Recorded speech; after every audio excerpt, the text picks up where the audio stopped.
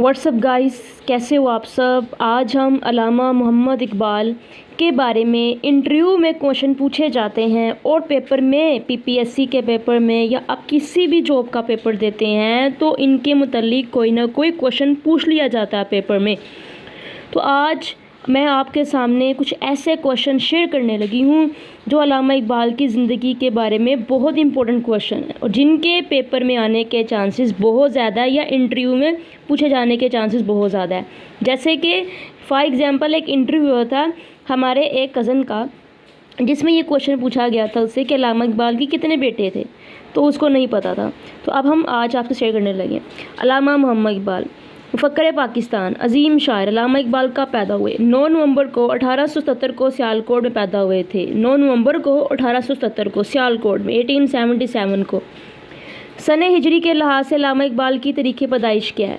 अगर हम सन हिजरी के हिसाब से देखें तो 3 ज़िक़द 1294 है।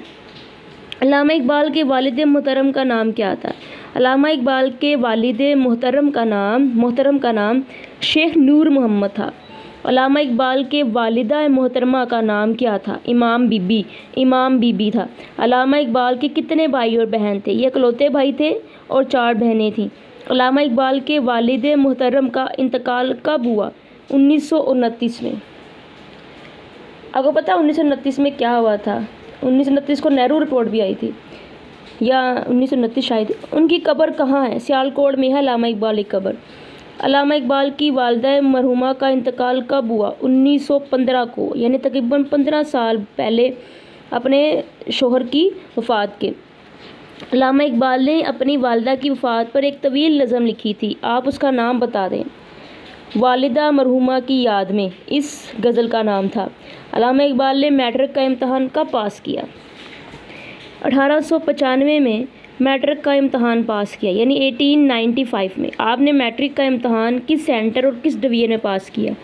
गुजरात सेंटर से फर्स्ट डिवीज़न में पास किया था। अल्लामा इकबाल ने बीए का इम्तहान पंजाब यूनिवर्सिटी लाहौर से पास किया था, बताइए कब। 1897 में। या 2 साल बाद आपने बीए का इम्तहान पास कर लिया पंजाब यूनिवर्सिटी से।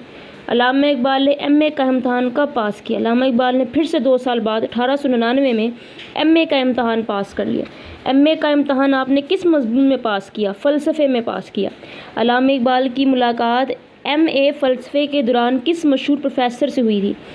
जब आप एमए कर रहे थे ना फ़लसफ़े का, तो आपकी मुलाकात एक मशहूर प्रोफेसर ऑर्डलन से हुई थी। ऑर्डलन नाम था उसका। अल्लामा इकबाल आला तलीम के हसूल के लिए इंग्लैंड कब गए थे। 1905 को आप इंग्लैंड चले गए। अल्लामा इकबाल ने इंग्लैंड जाने से कबल दिल्ली में एक मशहूर बुज़ुर्ग की मज़ार पर हाज़िरी दी थी और अपनी दुआ को अशआर में ढाला था, आप उन बुज़ुर्ग का नाम बताएं। अल्लामा इकबाल जिस बुज़ुर्ग के दरबार पे गए थे उन बुज़ुर्ग का नाम था हज़रत निज़ामुद्दीन औलिया।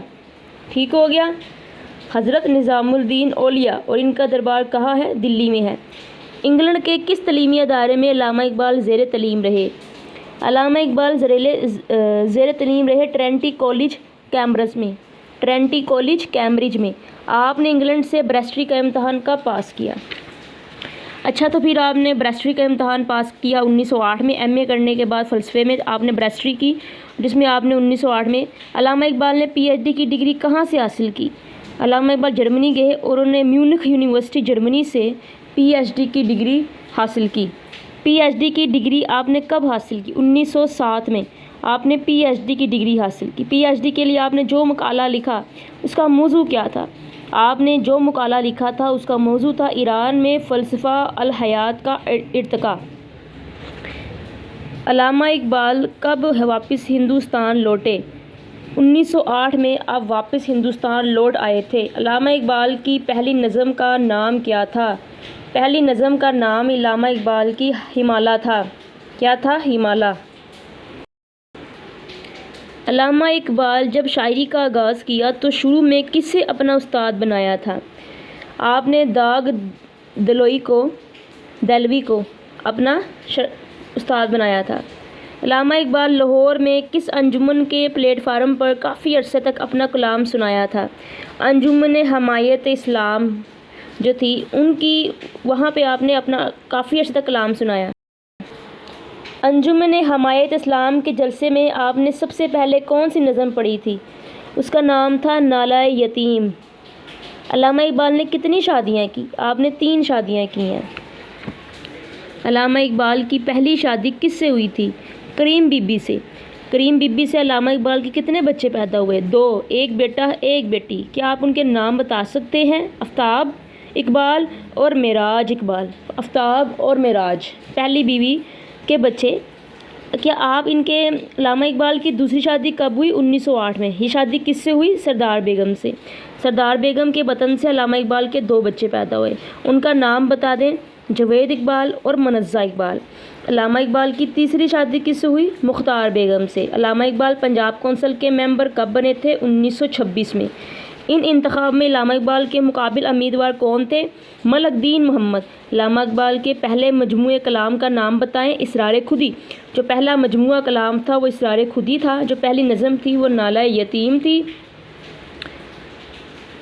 ये मजमूआ कलाम कब शाया हुआ? जो आपने इसरार खुदी लिखा था ये 1915 में शाया। अल्लामा इकबाल पंजाब मुस्लिम लीग के सदर भी रहे थे। कब आपको सदर बनाया गया? 1925 को। अल्लामा इकबाल का पहला शायरा आफाक उर्दू मजमूआ कलाम कौन सा है? बांगे दरा।